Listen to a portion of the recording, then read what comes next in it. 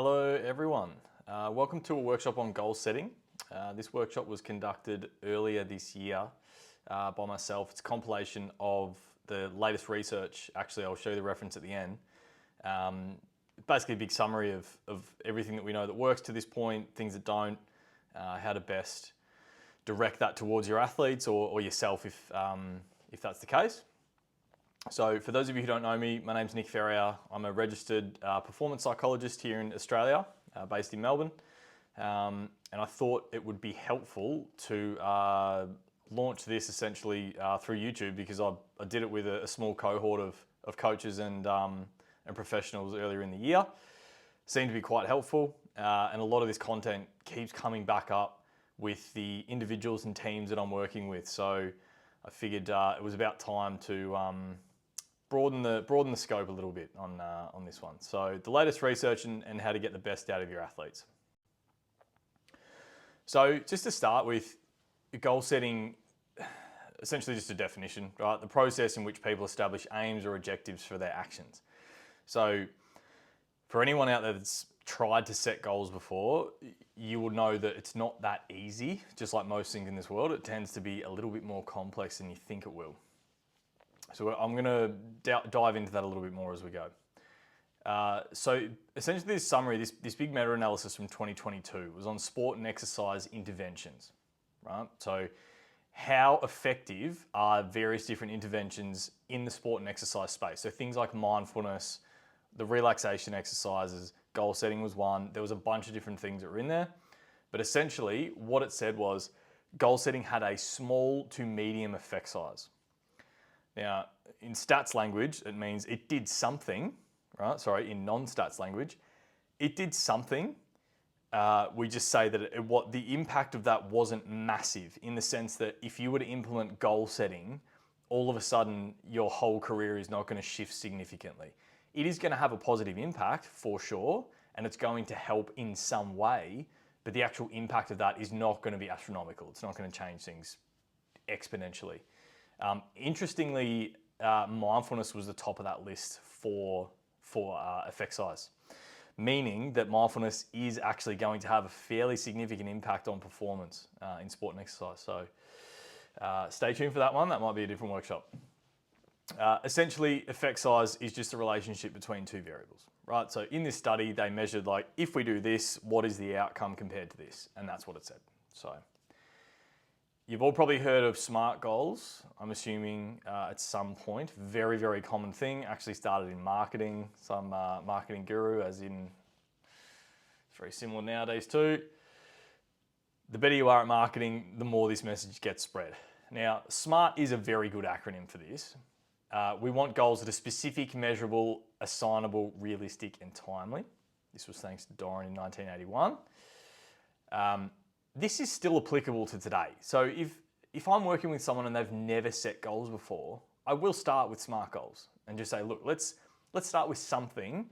We'll get something down on paper and then we can figure it out from there. We go a little bit deeper. But as I said at the start, far more complicated than just this. So one of the things that I'll do with an athlete if they come in or if I'm working with an exec or something like that and they want to know how exactly to implement this stuff. It's like, I know goal setting is good. How do I actually do it? This is one of the most simple ways that I pulled out of the research.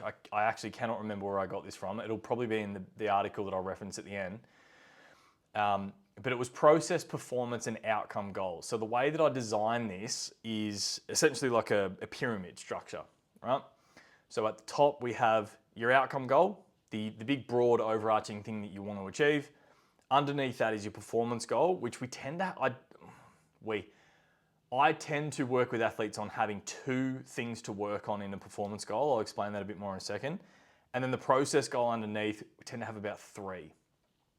Now, if we're talking process, that's like, all right, for example, my outcome goal is I want to make the national, I want to compete at nationals, okay? Let's go with that. I want to compete at nationals. What exactly do I need to do to be able to get there? Let's say I'm currently at a state level, I'm looking pretty good. I'm very, very close to a qualifying time to get there. I've just got to tweak a couple of things. All right, cool. What's that going to look like?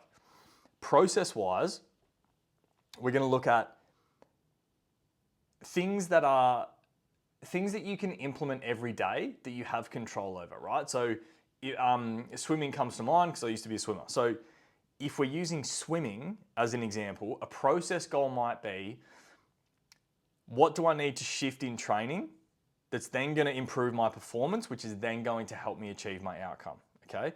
So process would be, make sure that I'm hitting my 7 or 8 sessions a week, I'm eating well, and I'm executing in the gym, right? At a real surface level. As we get a little bit more specific, we can then go down to specific event or a technical aspect of that. So swimming, for example, let's say it was 50 freestyle because I used to swim that, so I know that off the top of my head.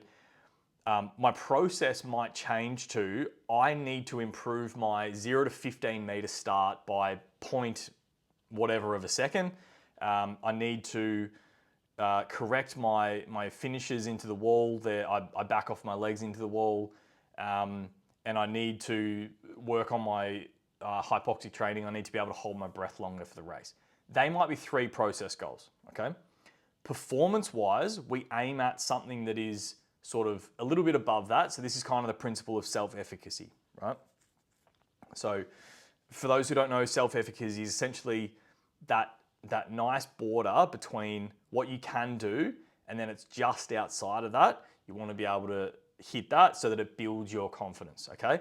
So if I said, do 100 push-ups without stopping, 100 push-ups is going to be hard without stopping. Some people will be able to do it, but not me. If you said do 5, well, that's probably too easy. So we've got to find the midpoint there where it's, maybe, I don't know, 25 or something, right? You can do 25, cool. Now we look at, can you do 26 or 27? So it's just outside of your maximum range so that when you hit that, it actually builds your confidence and your self-belief in, I can do the next thing. So performance goals, specifically, if we have 2, let's use the 15 meter time, right? So the process is, while I'm at training, I need to practice 15 or 20 dive starts to 15 meters. Great. The performance aspect of that is I might want to take my time from 6.0 down to 5.6. Okay, that's the performance aspect. Great. Now I know that if I hit my process goals and I hit my performance goals in a period of time, you can establish what that's going to be. It is highly likely that I'm going to achieve my outcome goal, which is qualify for the Nationals, right? Great. We can use this model across all sorts of different sports. So I've used it in AFL a lot, golf, but essentially you can draw the triangle out, draw the pyramid, lay it out with your three areas and write out what your process goals are, the real technical aspects of the thing, performance, the sort of smaller steps to reach your goal, and the ultimate outcome goal. Now, one of the things that we want to be careful of with this, you don't go massive on your outcome goal for this process, okay? So like going to the Olympics, for example, that's great, and we love that, but that doesn't apply to this instance. So the outcome goal for now is more of that sort of short to medium term. The ultimate long-term goal, the absolute ultimate overarching goal, that doesn't it doesn't sort of qualify for this process. So just a note there. Okay, so the actual goal setting process. Now preparation, massive part. There needs to be some level of analysis with this, okay? So what does the athlete actually need at that point? Now this is on an individual level and at a sporting level, okay? Or if you're in the business world, an individual level and a professional level, okay? I'm gonna get into that in a sec. So the personality factors are important. We really need to consider these. Now, I'm not saying that you delve into full-blown personality assessments and whatnot, but you need to know bits and pieces about either what you're like, definitely, but what the person is like that you are working with, okay? So for example, things like perfectionism or unrelenting standards, if we've heard of that term, achievement orientation, so how sort of ambitious are they? How keen are they to get things done?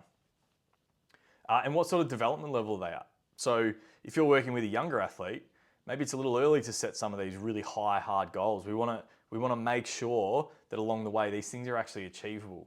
So I'll delve a little bit more into that a little bit further on through the presentation. But let's say we've got an individual who is really high in perfectionism. If we set goals for them, number one, and this is where it's got to be a bit of a partnership, a bit of teamwork, because if they set their own goals, one, it's likely that they're going to be way, way outside of where they probably need to set them for right now, which can cause issues down the line. If they're really super ambitious and they have perfectionistic tendencies as well, then you can be damn sure they're going to work as hard as they can to hit those goals.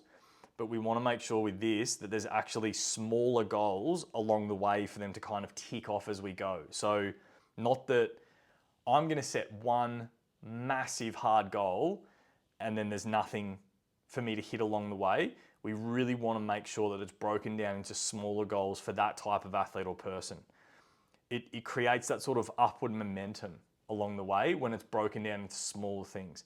Some people are not going to want to do this, and some people are not even going to want to state an ultimate goal, because if we establish an ultimate goal, it then defines our parameters for failing. So a lot of the time you'll see, I'm going to achieve this amazing thing. Okay, great. How are we going to get there? I don't know. I'm going to just keep working hard and rah, rah, rah. It's kind of arbitrary, right? It's a bit vague.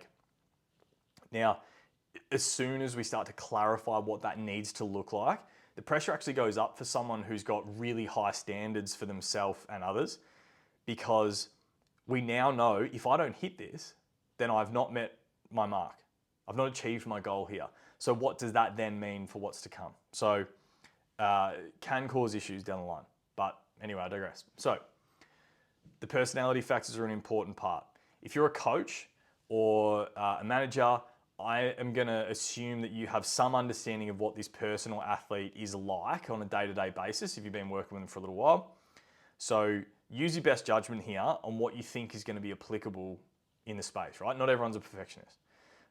Not everyone has really high levels of ambition. Some people are pretty happy to hit small to moderate goals, keep them on track, happy days, okay? Now, we want to identify the goal motives. Now, this is athlete reflection and encouragement, all right? So what do we mean by this? Why are we trying to achieve this thing in the first place? Is essentially what it is, right? What is the point of setting this goal? If you have an athlete who is, or a subordinate, you're looking after a team, someone in your leadership team maybe, if you have someone that you're working with that constantly does what they need to do, very conscientious, gets their work done at a high standard, pretty happy to set their own goals, they're very autonomous in that sort of way, then you probably don't need to step in and say, let's set some goals. They're doing that already. This is more for the athlete or the person that you're working with that is potentially a bit stuck, a bit wayward. Let's, maybe the motivation is dwindling a little bit. Let's try and implement something like this that can potentially help us get things back on track, build a motivation, have them essentially express that love for the sport or their work or whatever it might be that may have dwindled over time. And then you can do a bit of goal setting education. So something like a strengths and weakness assessment where I'll literally just ask someone, what do you think your strengths are? Bang, bang, bang, bang, write them out. Any room for improvements, things you need to work on? Yep, cool, bang, bang, bang, we work these out. Now, some people actually really prefer to have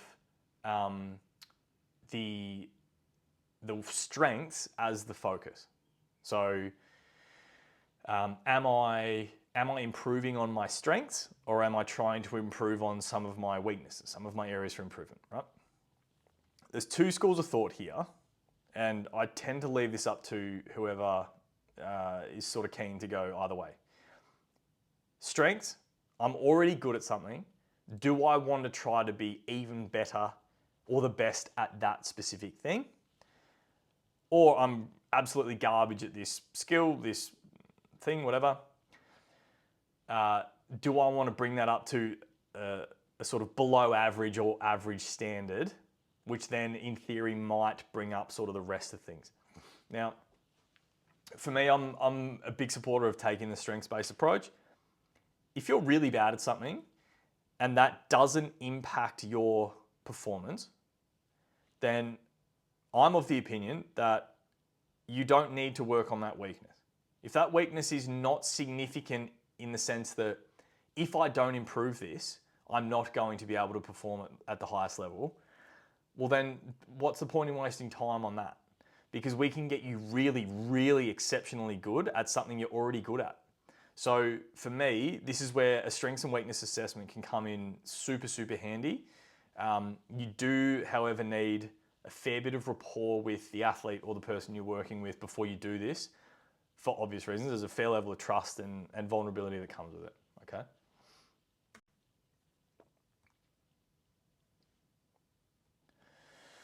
Okay, so part of this process, the goal difficulty.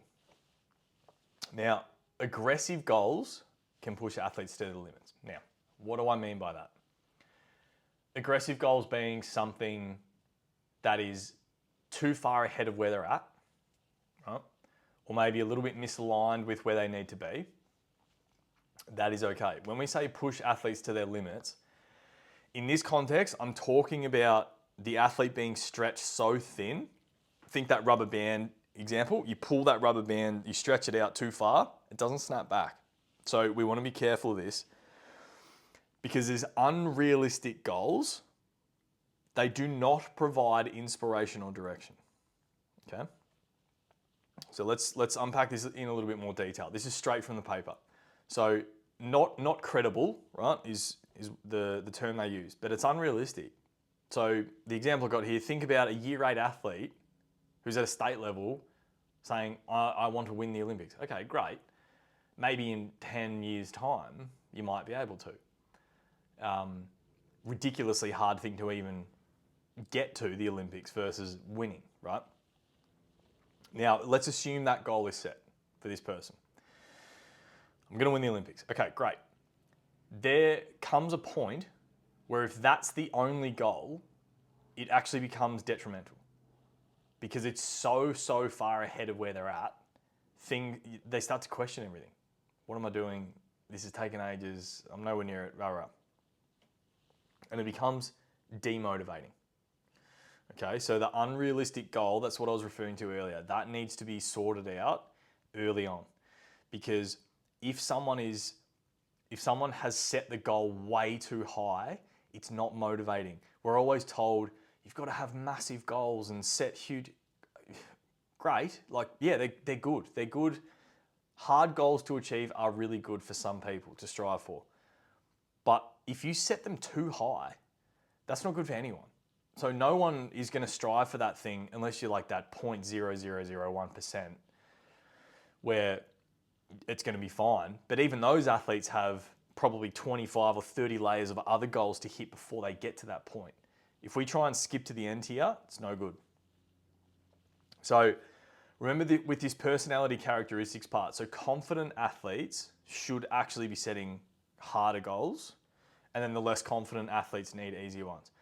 When I referred to perfectionism earlier, what I've found is a lot of the athletes that I see that have perfectionistic tendencies don't tend to be overly confident in what they are doing. Now, this is a very broad sweeping statement, so it's not everyone, but a lot are. The athletes that are very confident in their abilities will tend to have those really hard goals set anyway, because it's that self-belief in, if I set this really hard goal, I'm going to be able to achieve it, versus that's really hard for me to do, and I can logically see every step that's needed to get there, and I just feel like I'm too far away from that. So these things need to be taken into consideration. I added an extra tip in here. I can't actually remember where I saw this or heard it, but anyway, it's a really, really good one. It's helped a number of coaches that I've worked with, but athletes with low self-esteem need 3 times the amount of positive reinforcement compared with their peers. I've also used this in an executive setting where certain members of a team had quite low self-esteem, and the leadership group decided after we'd discussed all this stuff that there was actually just a significant lack of encouragement coming from the leadership group.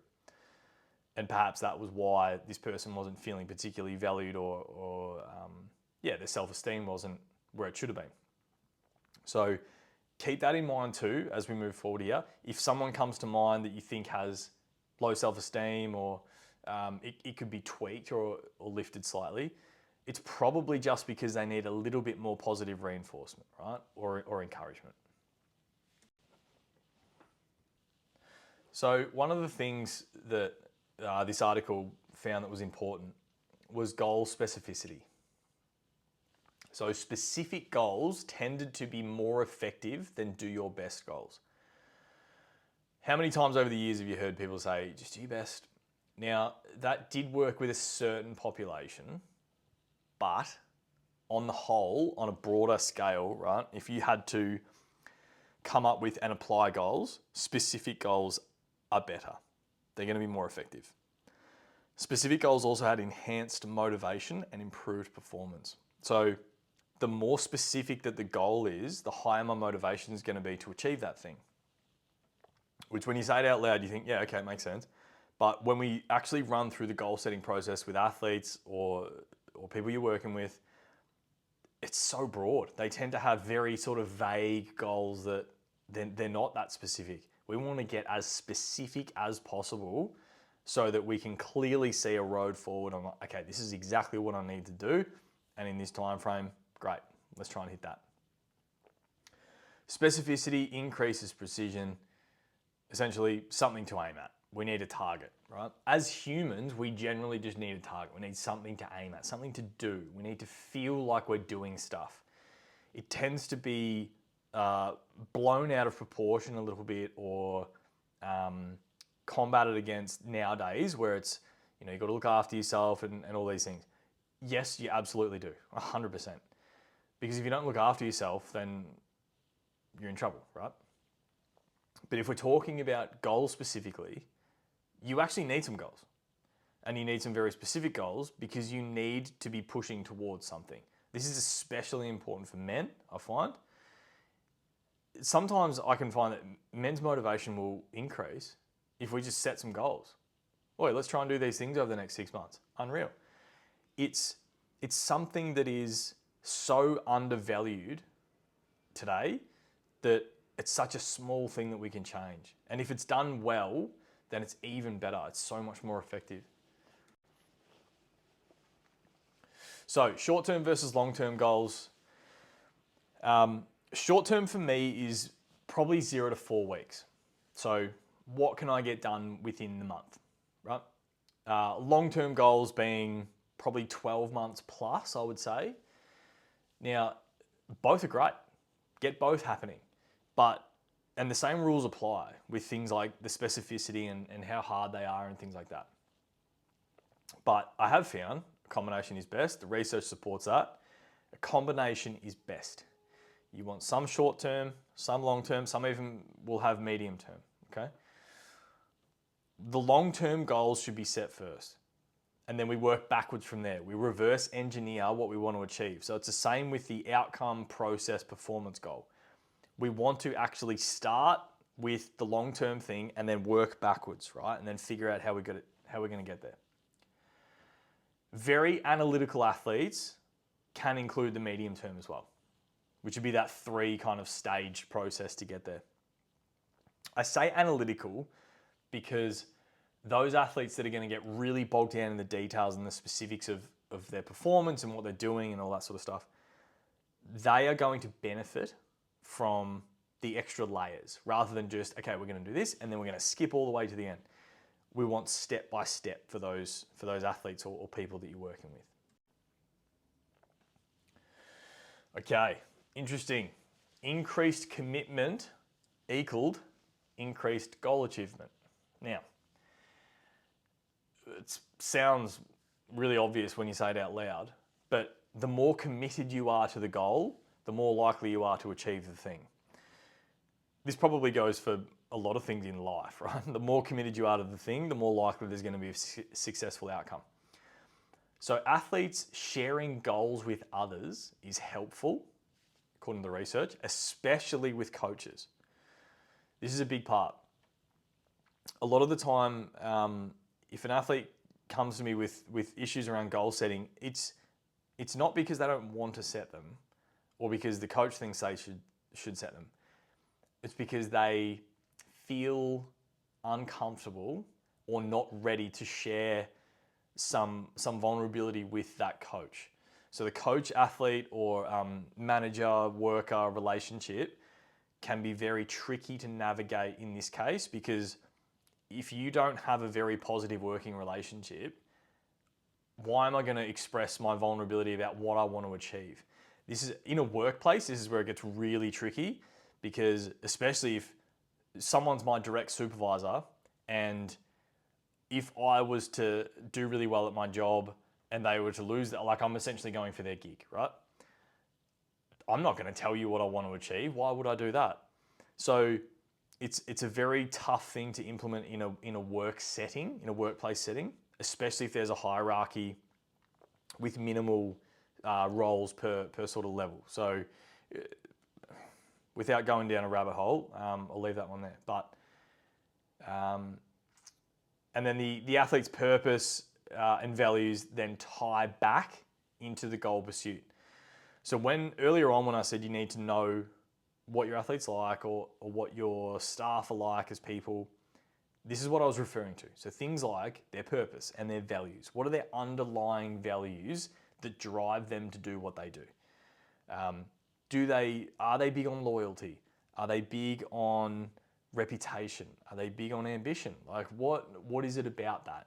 Are they big on security, or they're motivated by finance? Like there's all sorts of things that are really important to people that if you can lay them out and then set goals according to those values, then they're more likely to be committed to achieve those goals. I'll just put a little tip in here. Give your athletes some R&R. When I talk about R&R, I mean reinforcement and refinement. So goal reinforcement and refinement is actually a good thing. You need to be able to switch things as you go, and you want to tweak and change as is needed.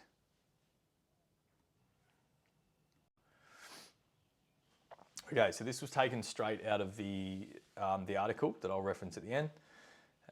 Just essentially a nice big breakdown on the whole goal setting process. So as you can see here, this is much more complex than probably thought initially. I must admit, when I saw this, I had a hard time sort of understanding it at first, because it is very complex.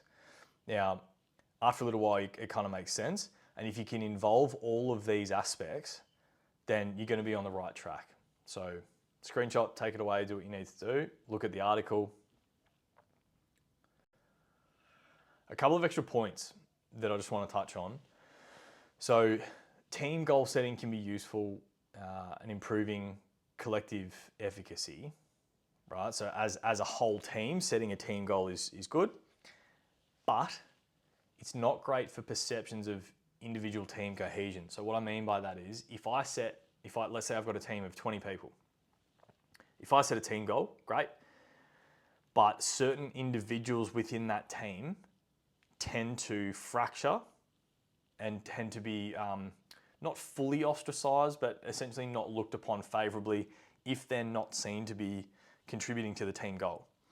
So this can cause issues.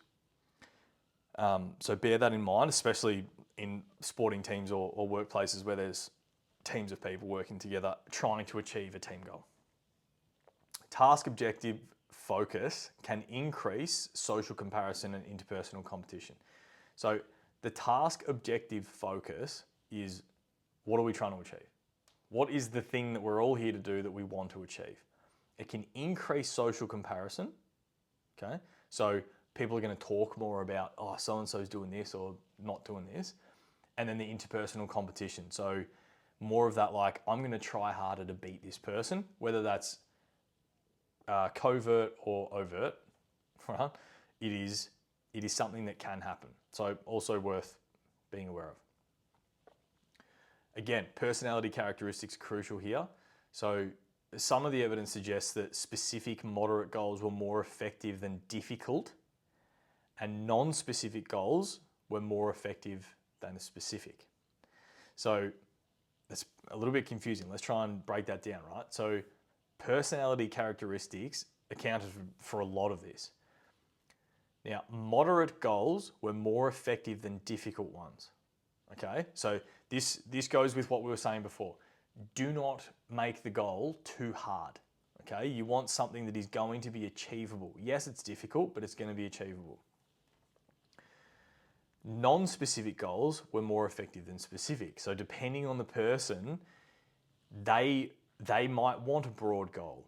They might want a really specific goal. So these are not like cookie cutter approaches that you can just apply to everyone. There is a very individual aspect to this whole thing.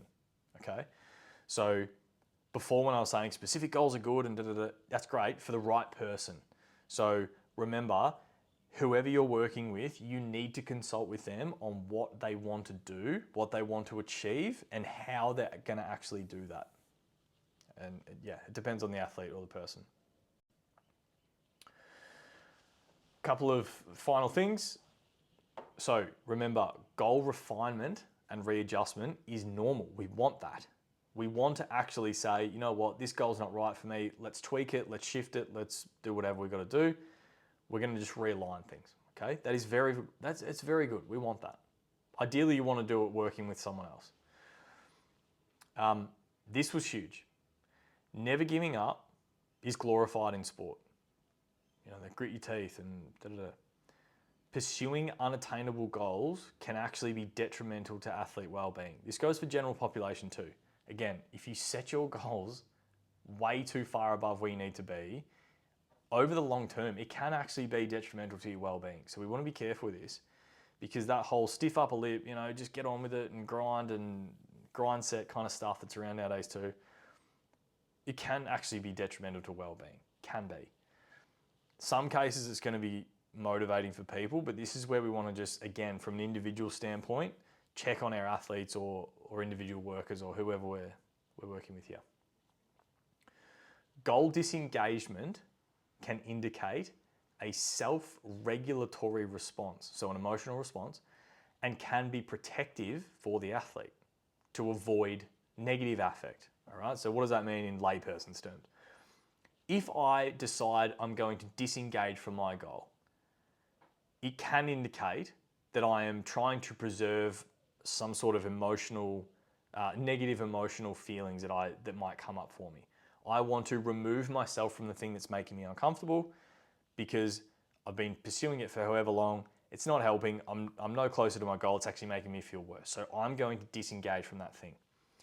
This can happen, okay? When it does, we bring back in the refinement and readjustment if the athlete is ready and willing to do that. Because like we said at the start, goals are good. They can help with things, okay? So we want to implement them. But if it's making me worse off overall, just with well-being, mental health, then yeah, we disengage from that and we adjust. We adjust the goal so that it's going to be more beneficial for us as we move on. And this is where coach, don't worry about that acronym, involvement can just be a reminder, a refresher on that whole thing. So talking to someone else, a manager, coach, on what I want to shift, what I want to tweak, that can be one of the most helpful things we can do. So in summary here, goal setting is effective in sport. All right, small to medium effect size means that there is going to be some improvement, or it's likely there is going to be some improvement. We want individual personality differences to be considered in every case, okay? Research suggests setting specific short and long-term goals is very effective, all right? So if you're stuck, we go, what are we gonna do? We're gonna set a short-term goal, and like I said, short-term goal in my space is anything up to 4 weeks. So 4 weeks or less. Long-term, probably that more sort of 12 months. Depending on the age of the athlete and the experience and things like that, it might be 6 to 12, but most people I find it's 12 months plus. Refine and adjust with your athletes or your workers accordingly. If it's not working, that's okay. We tweak. It's just a tweak. That's all it is. We didn't fail. Essentially what happened here is our expectations were set incorrectly. So we shift the bar. We're the ones responsible for moving the bar. We get to dictate when it's a failure or not, okay? So we adjust, we shift, and we go again. If you can find a way to tie in personal values, it will increase goal commitment. So it can be a very helpful thing to bring in. The whole values thing is a whole nother workshop. Here's the article that a lot of this research was based on. So I recommend that if you're very interested in this topic, I recommend that you have a read through this. This is essentially where I pulled this info from. I've just basically given a summary and hopefully done this article some level of justice. So yeah, take it away, have a read through. If anyone has any sort of specific things they want to know, work on, questions, whatever that might be, questions, comments, concerns, feel free to drop me a line. Info is going to be in the bio, but other than that, stay tuned for the next episode.